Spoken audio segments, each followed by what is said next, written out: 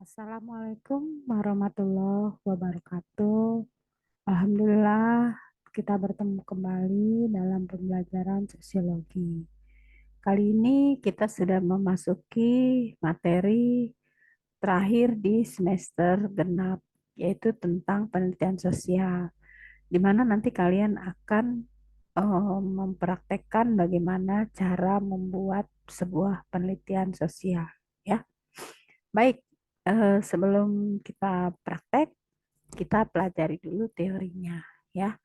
Nah, untuk kali ini Benda akan memberikan materi tentang penelitian sosial, ya. Apa sih penelitian sosial?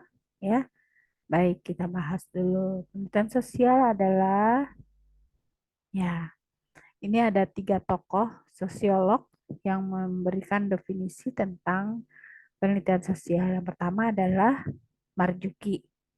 Marzuki. Ya, Marzuki ini mengatakan bahwa penelitian adalah usaha mengumpulkan, mengumpulkan ini mengumpulkan data ya, bukan mengumpulkan barang-barang bekas, bukan.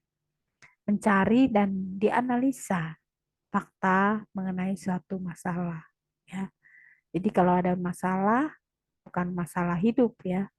Kalau hidup pasti ada masalah, tapi ini adalah masalah tentang ilmu, sebuah ilmu ya, yang harus diteliti kebenarannya.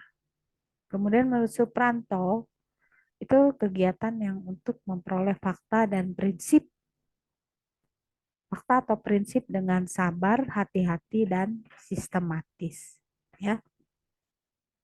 Kemudian menurut Sutrisno Hadi, penelitian adalah usaha untuk menemukan suatu fakta, ya.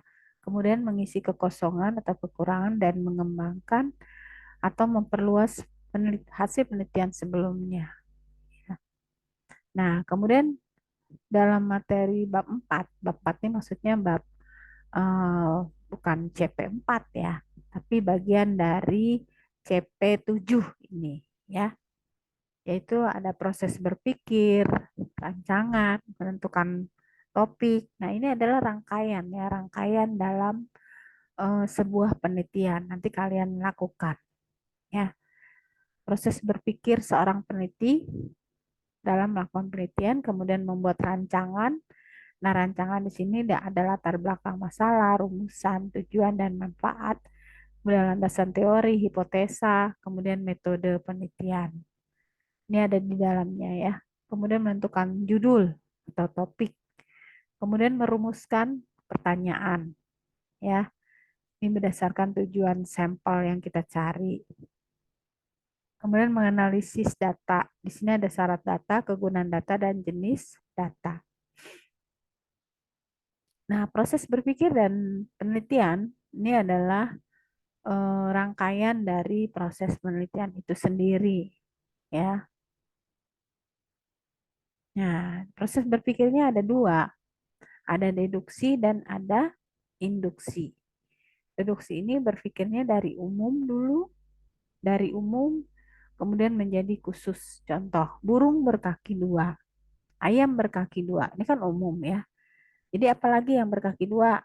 Nah, kesimpulannya ayam adalah burung gitu ya. Sejenis unggas karena kakinya dua sama ya. Tapi manusia bukan bukan hewan ya. Gitu, beda ya. Kemudian induksi. Induksi adalah proses berpikir dari kesimpulan atau khusus menjadi sebuah berpikiran umum ya. Contoh, hari ini hujan, besok juga hujan. Maka kesimpulannya pasti besok juga hujan gitu. Karena identik dengan kesimpulan umum gitu.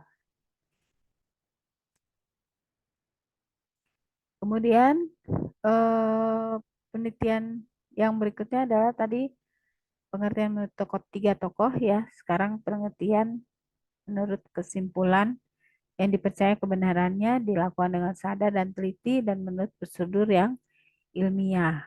Nah, di sini bisa kalian baca sendiri, yaitu kegunaan penelitian untuk memperkuat ilmu dan mengembangkan ilmu ya. Jadi kalau udah ada penelitian sebelumnya, Nanti jadi kalian kalau membuat sebuah penelitian, kalian bisa cari hasil-hasil penelitian sebelumnya, kemudian kamu kembangkan dari hasil kesimpulan yang sudah kamu buat, gitu ya. Jadi ada penelitian baru, ada penelitian terapan, gitu ya. Ada murni, ada terapan. Nah, syaratnya ada berapa penelitian? Itu sistematis dan terencana ya. Kemudian ini mengikuti konsep ilmiah. Nah, ini konsep ilmiah. Ada tiga ya.